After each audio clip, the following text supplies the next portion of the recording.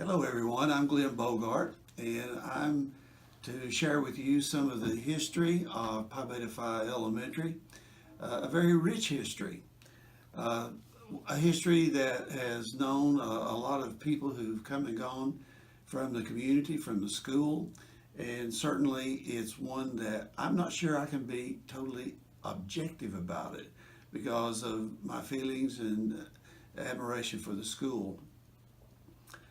One of the things that I need to point out at the very beginning was that there was always some kind of education occurring in the small cabins, cabin-like structures in Gatlinburg before the founding of the school in 1912.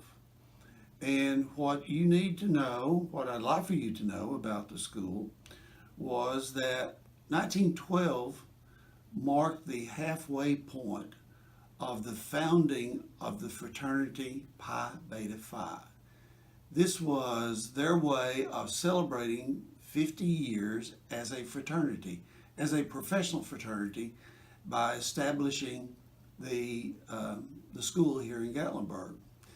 It was called a settlement school, and there were different settlement schools throughout the nation.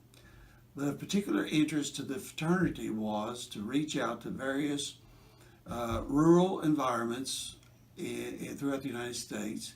And Pi Phi, the elementary school in Gatlinburg, was one of the applicants to be considered for the location of the settlement school. The Pi Phis arrived in 1912, and here is an idea of what preceded the Pi Phis. You had the log cabin structure. Both of these are different pictures, different locations, but they depict what the Pi Phis discovered in 1912.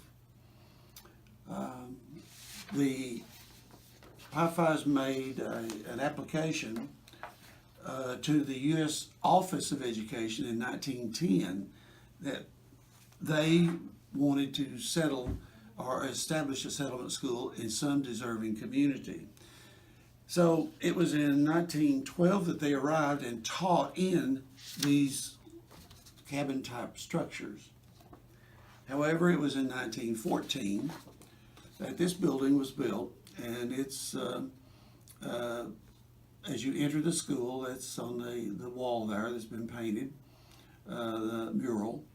And this building right here was the original Pi Phi Elementary, and this building was a dormitory at Armont. And I'm not sure if it's still standing now after the fire, but it was there for a long, long time, longer than the school has been here. You can see in this picture that the school was very much in the focal point of a very rural, agricultural part of the mountains. Again, you're looking at approximately a 1914 picture. And here's the example of the old architecture, the old buildings of Gatlinburg, the Mountain View Hotel. And this was always special to me because it was the location of my high school prom, back in, well, whenever, part of the history. A couple of more pictures that I wanted you to see. Preserved in the park is the third grade Parks' classroom trip to Little Greenbrier Schoolhouse. And that picture is somewhere here in the building, but it was very typical of the scene of the early schoolhouse. Also, you may not be aware that high school, the high school building that was here, Pi Phi was a K through 12 educational program, and the high school was this stone building. And here's another picture of the stone building. And Pi Phi continued to be a high school until 1963. And the class after that graduated from Gatlinburg Pittman High School in 1964. So it's important for you to realize that when the Pi Phis came here in 1912 and located their educational programs within these old buildings, that again, it was a very isolated, uh, uh, difficult, difficult to transport, difficult to make a living, and so forth in this type of environment. And in the late 1940s, after the park had been formed, this was a typical scene of downtown Gatlinburg. Um, just about all those structures are either grown, gone, or have been covered up with modern architecture. And anyway, I'm going to flip a few pictures at you. Here's again a picture of the old school. And let's see, I think I about flipped all the pictures I brought with me at this time. But I want to talk to you a little bit about the importance of the Pi Beta Phi fraternity that is synonymous with Pi Phi education, the location of the school and its contributions.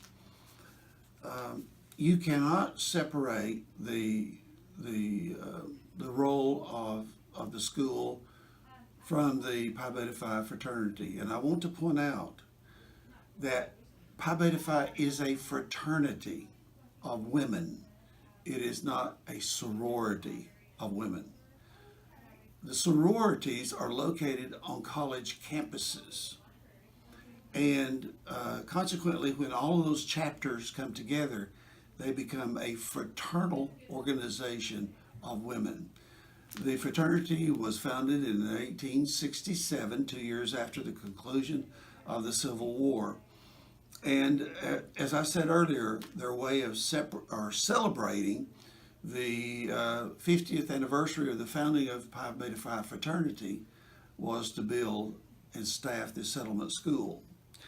Now, what was so unique about the fraternity of women coming here in 1912? These were educated women, almost all with college degrees, some with master's degrees, and they brought with them a current advanced curriculum. The core curriculum was really outstanding in the sense that it embedded all of the essentials of necessary learning. It wasn't until after a couple of years they began to expand the curriculum to include arts, crafts, agricultural teaching. They really brought an enriched curriculum to mountain folks that was not anywhere else in Sevier County.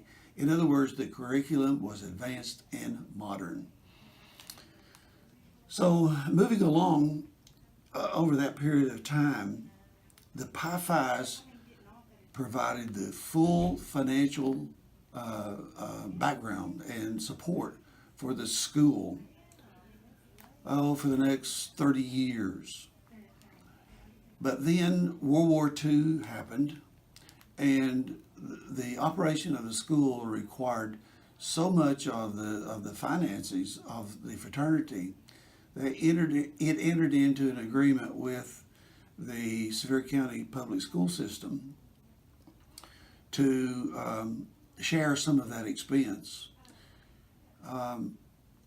So it was specifically in 1943 that the fraternity surrendered or requested, I guess is a better statement, to the Sevier County schools that it would continue to provide necessary support, but it wanted Sevier County to take over the costs of the minimum foundation program, which is an old term for saying that it wanted the basic cost of education provided by Sevier County. So the county entered into this agreement, whereas Pi Phi would provide the land and the buildings, and it continued to provide certain support staff until the late 1960s. Music, art, the facilities, and so forth. But Sevier County took over the jurisdiction of uh, of the school. In other words, its staff members then became Sevier County teachers. But music and art and a school nurse uh, were still the financial responsibility of the fraternity. And that's another distinguishing aspect of the fraternity and Pi Phi School, that no other school in the county had the music and art, the school nurse, as did Pi Phi. So it was in addition to this curriculum that agriculture was taught by the arriving Pi Phi staff and continued until the county took it over, and ultimately until the school was divided into elementary and high school. Before I leave the Pi Phis, I cannot say enough how important it was for them to undertake this mission in 1912 to celebrate their 50th anniversary, but the quality of teaching that they brought to the students, these mountain students in such a remote place. You can imagine these women, and just about all of them were women, came from different parts, as I alluded to earlier, and they were products of a high society type of living and culture. And to devote themselves to 50 or 60 years at that time of teaching these youngsters was quite a significant achievement. I left out earlier that the Pi Phis brought to the community what was eventually to become the founding of Aramont, because they were so impressed with the natives who were here, with their different,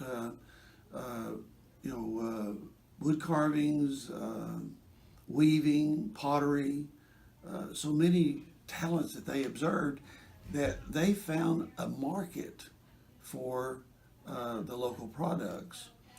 And I know one example of what they did was chestnuts, in that they provided a market, or found markets, for the local farmers who gathered chestnuts, those that they didn't use for feeding and fattening their hogs.